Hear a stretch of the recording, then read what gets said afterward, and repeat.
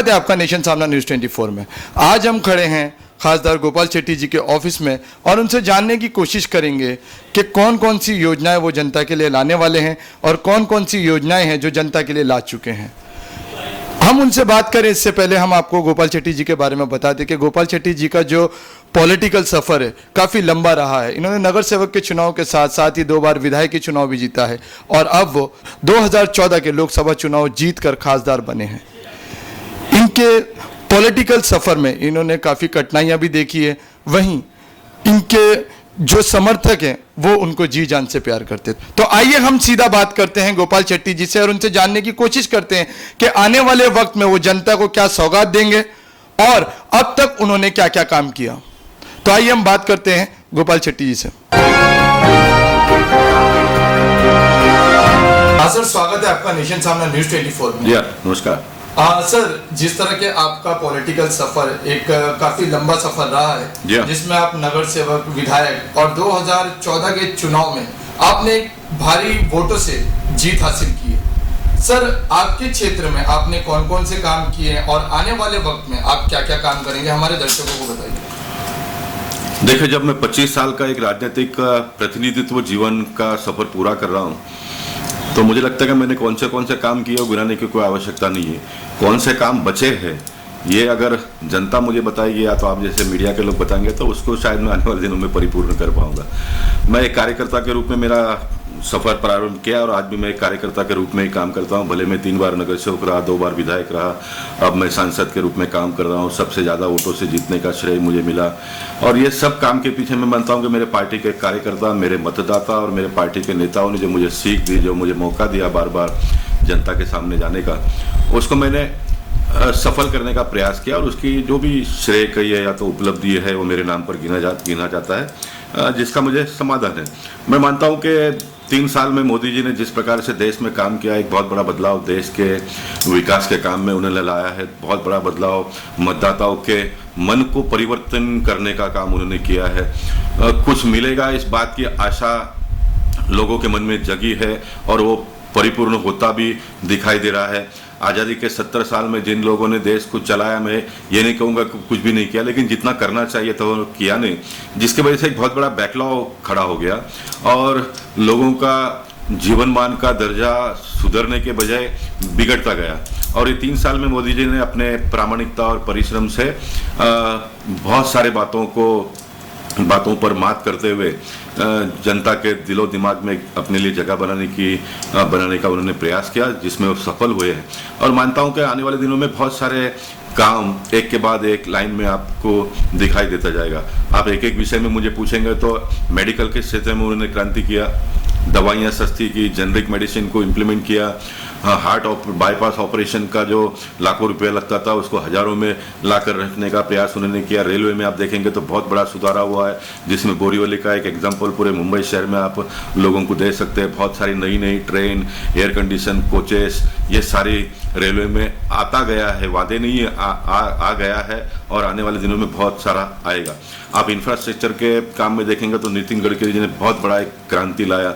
2-3 kilometre का काम दिन में होता था, वहाँ पर हम 30 किलोमीटर तक आज पहुँच रहे और आने वाले 2 साल में 40 किलोमीटर हम क्रॉस करके आगे जाएंगे। इतने बड़े पैमाने पे काम चल रहा है। जो जहाँ पर भी जो कुछ भी मांगता है वो देने का प्रयास नितिन गडकरी जी कर रहे हैं। आज सुषमा स्वराज जी के देखेंगे तो एक ट्विटर पर एक मैसेज, एक ईमेल कर दीजिए तो उसको तुरंत आपको जवाब मिल जाता है। जो काम आपने कहा है वो करने का प्रयास कर रहे हैं। आप कोई भी क्षेत्र में, एजुकेशन के क्षेत्र में एक बहुत बड़ा बदलाव, बहुत बड़ी क्रांति आपको देखने के लिए मिलेगा। इतना सारा होने के बावजूद भी मैं इस बात से सहमत हूँ कि लोगों की अपेक्षा बहुत है, बहुत कुछ करने के लिए स्कोप भी है। एक ब्यूरोक्रेसी नाम की जो बीमारी, जिसको मैं कहूँगा, अपने देश में पनपी है। हम जब विपक्ष में थे तो हम लाल फीता बाबूशाही की बात करते थे, लेकिन उस पर जितना चाहिए उतना कंट्रोल, चाहे राज्य सरकार में हो या तो केंद्र सरकार में, वो जनता के मन के मुताबिक हम खरे उतर नहीं पाए। इस बात से मैं भी सहमत हूँ, लेकिन किसको कहने से 1, 2, 5, 10, 20, 50, 100 लोगों को सुधारने की बात नहीं है। पूरा ओवरऑल सिस्टम को सुधारने की आवश्यकता है और इस सिस्टम जो मोदी जी सारा ऑनलाइन करते जा रहे हैं, डिजिटल सिस्टम का ये जो भी ये टेक्निक और टेक्नोलॉजी के माध्यम से ये सारा ठीक ठाक होगा। और मेरा पूरा विश्वास है कि 2019 के चुनाव में जब मोदी जी जाएंगे तब बहुत बड़ा बदलाव ये सिस्टम में भी आता दिखाई देगा। इन दिनों में थोड़ी परेशानी बढ़ भी रही है, ऐसा भी लोग कह रहे हैं, तो उसके बारे में मैं इतना ही कहूँगा, दिया जब बुझता है तो बहुत ज़ोर से भड़कता है। तो ब्यूरोक्रेसी अभी बौखला गई है, उनको लगता है कि जो उनके मंसूबे थे उस मंसूबे पर पानी फेरा जा रहा है। आने वाले दिनों के इनकम सब बंद होने वाले हैं। जो आशा और अपेक्षा से IAS ऑफिसर बन के आ गए या तो ऑफिसर बन गए, वो आशा अपेक्षा आने वाले दिनों में उनके आशा के मुताबिक पूरा परिपूर्ण नहीं होगा।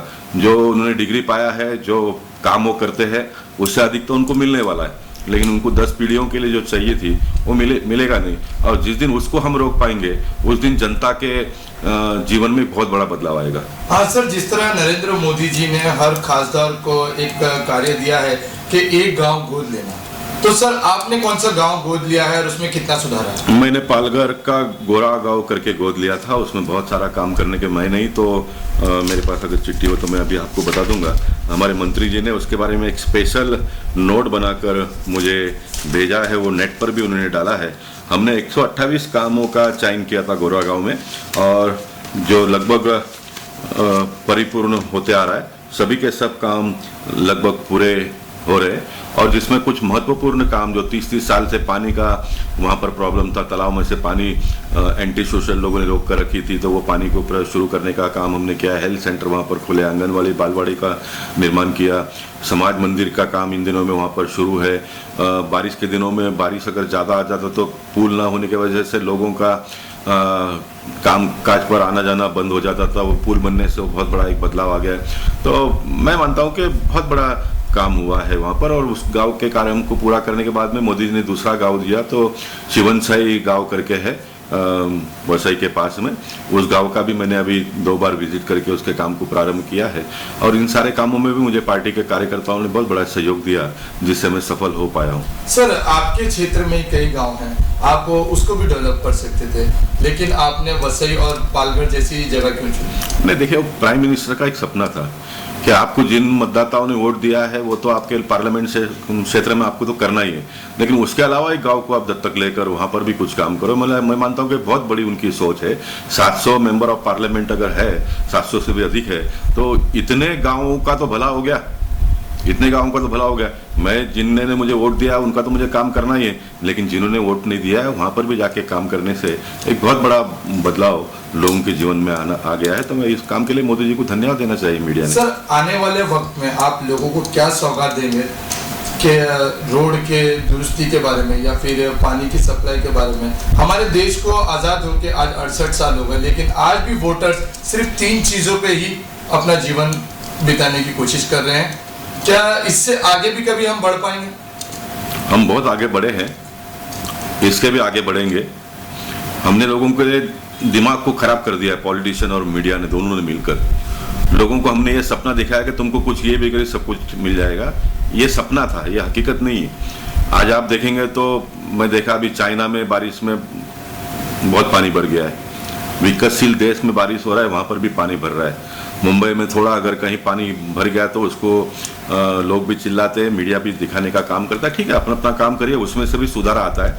मैं ये नहीं कहता हूँ कि दिखाना नहीं चाहिए, लेकिन ये लोगों के दिमाग में एक घर बनाकर बिठा देना कि कुछ कर ही नहीं रहे, कुछ हो ही नहीं रहा है, ये अच्छी बात नहीं। हो रहा है, बहुत कुछ हुआ है, और आने वाले दिन में और कुछ होगा, और जो होगा उसमें सबका योगदान की आवश्यकता है। You should be asset for the nation, you should not be liability. आप देश के लिए बोझ मत बनो, आप देश के लिए एक लाइबिलिटी बनो। आप अपना घरदार संभालो, आप कामकाज करो, आप गवर्नमेंट को टैक्स दो, और टैक्स में से लोगों का भला होगा। तो बेचारे जो गरीब लोग हैं, नीचे के तबके के लोग हैं, उनको आपके टैक्स के माध्यम से मिलेगा।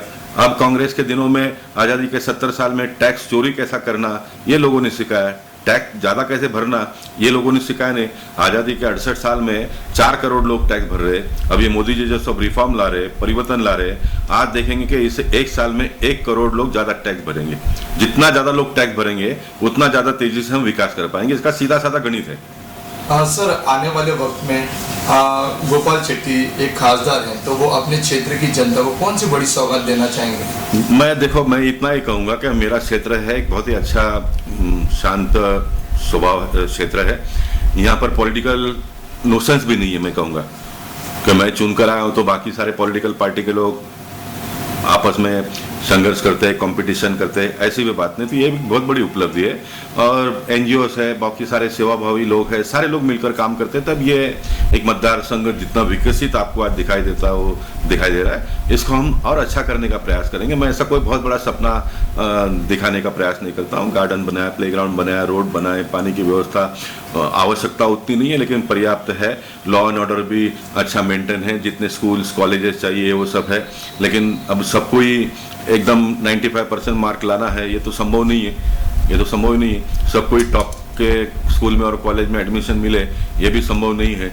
लेकिन स्कूल नहीं है इसलिए लोग जा नहीं पाते हैं, कॉलेज नहीं है इसलिए कुछ हो नहीं पा रहा है, ऐसा नहीं है। बड़े मात्रा में है। स्किल डेवलपमेंट का काम मैंने बहुत जोरों से और तेज़ी से शुरू किया है। यूनुस भाई करके हमारे उत्तर मुंबई के अध्यक्ष है, उस क्षेत्र में काम कर रहे, बड़े लगाव से काम कर रहे हैं। और मैं चाहूँगा कि स्किल डेवलपमेंट को एक बहुत बड़ी ऊंचाई में प्राप्त करके दो। सरकार के माध्यम से जो लाभ मिलता हो तो लो, लेकिन अन्य जन भागीदारी के माध्यम से भी इन दिनों में हमने काम शुरू किया है। इसको और बड़े पैमाने पे करते हुए एक बहुत बड़ी ऊंचाई देने का काम मैं आने वाले दिनों में करूंगा। और मैं मानता हूं कि ये एजुकेशन से भी ज़्यादा ताकत स्किल डेवलपमेंट में है, क्योंकि आप 95% अबाव 90% मार्क लेकर सब इंजीनियर, ऑफिसर, डॉक्टर बनेंगे ऐसा कोई नक्की नहीं है।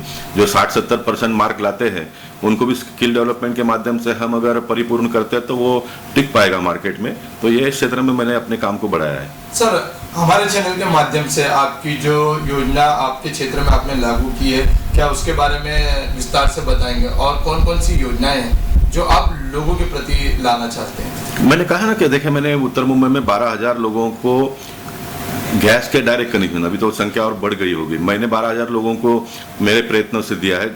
मध्यम वर्गीय लोगों को, बिल्डिंग के लोगों को पाइप गैस का कनेक्शन मिल रहा है वो अलग, डायरेक्ट जिन लोगों ने कनेक्शन लिया है वो अलग। तो चूल्हा मुक्त, स्टोव मुक्त करने का संकल्प मैंने जो किया था वो मैंने पूरा किया। अब मैं 2015-17 तक के पानी ये जीवनावश्यक वस्तु है, सबको पानी मिलना मांगता है। मुंबई महानगर पालिका का हमारा एक घिसा पिटा कायदा है। OS ऑफिसर लोग पता नहीं पानी पीकर बड़े हुए हैं या और कुछ पीकर बड़े हुए हैं। बहुत बड़े बाप के बच्चे होंगे तो शायद दूध ही पिया होगा, जिंदगी में पानी नहीं पिया होगा इन्होंने। इसलिए आज भी लोगों को पानी देने के लिए 10 प्रकार के अड़चने निर्माण कर रहे हैं। तो उसको मैं मात करते हुए आने वाले दिनों में सबको पानी मिले, घर घर जल। मोदी जी का जो सपना है वो घर घर जल पहुंचे, कोई पानी चोरी ना करे। हमने हमारे देश के लोगों को चोरी करना सिखाना ये अच्छी बात नहीं। आप देते नहीं हो इसलिए वो चोरी करते हैं। तो आसानी से पानी मिले इसके लिए मैं प्रयास कर रहा हूँ। सर, युवाओं के रोजगार के बारे में, मतलब जहाँ तक आज का जो युवा है वो बेरोजगार है, तो इसके लिए आप आगे की रणनीति क्या करेंगे कि युवा को रोजगार मिले? देखिए, मैंने कहा कि 3 साल में हमने सब कुछ कर दिया, इस बात का मैं दावा नहीं करता हूँ। रोजगार मिलना चाहिए, इसलिए मेक इन इंडिया की बात लाई। हमारे देश में मैन्युफैक्चरिंग हो, मैन्युफैक्चरिंग अपने देश में हो तो स्किल्ड वर्कर चाहिए, तो उसके लिए स्किल डेवलपमेंट का हम कर रहे हैं। देखिए, आपको SSC पास होने के लिए भी तो 10 साल स्कूल में जाना पड़ता है ना। वैसे सरकार को भी ये सारी व्यवस्था करने के लिए एक दिन में नहीं होता है। ये नहीं कि भाई तिजोरी में बहुत पैसा है और सरकार काम नहीं कर रही। पैसा नहीं है, जितना है पैसा उसमें से ही व्यवस्था करते करते हमको आगे बढ़ना है। इसलिए स्किल डेवलपमेंट के माध्यम से जो बच्चे हैं वो पढ़ेंगे। मेक इन इंडिया अपने देश में होगा, मैन्युफैक्चरिंग अपने देश में होगा, तो वहाँ पर उसको काम मिलेगा, तो ही रोजगार उपलब्ध होगा ना। आज पिछले सरकारों ने सारा चीज चाइना, आपके घर में टेबल चाइना का, कुर्सी चाइना का, आपके घर के बर्तन चाइना का, आपके बच्चों को खेलने वाला खिलौना है वो चाइना का, आपका अंडरवेयर चाइना का, आपका बनियान चाइना का, आपका जीन्स का पैंट चाइना का। तो सब इस देश। सर, हमने मनाली का दौरा किया, वहाँ पे गेट नंबर 7 का जो हॉस्पिटल है वो पिछले 15 महीनों से ठप है। जी हाँ, मुंबई शहर में एक हॉस्पिटल नहीं तो अनेक हॉस्पिटल में भी रहा है, तो उसमें आपको डॉक्टर लोग अटेंड नहीं करते हुए दिखाई देंगे, वहाँ पर दवाई नहीं मिलती है दिखाई देंगे।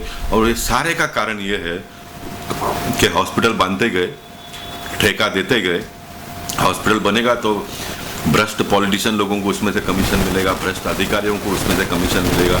इसलिए कॉन्ट्रैक्ट देते गए, हॉस्पिटल बनाते गए, फिर मशीनरी परचेस में वापस भी टेंडर कॉन्ट्रैक्ट ये मिलता है, इसलिए वो करते गए। लेकिन ये सारा आने के बाद इम्प्लीमेंट होना चाहिए, लोगों को उसका सुविधा मिलना चाहिए, वो मिला नहीं। बना हुआ हॉस्पिटल 15 साल में बिगड़ गया, टूट गया, उसको फिर वापस रीडेवलपमेंट किया।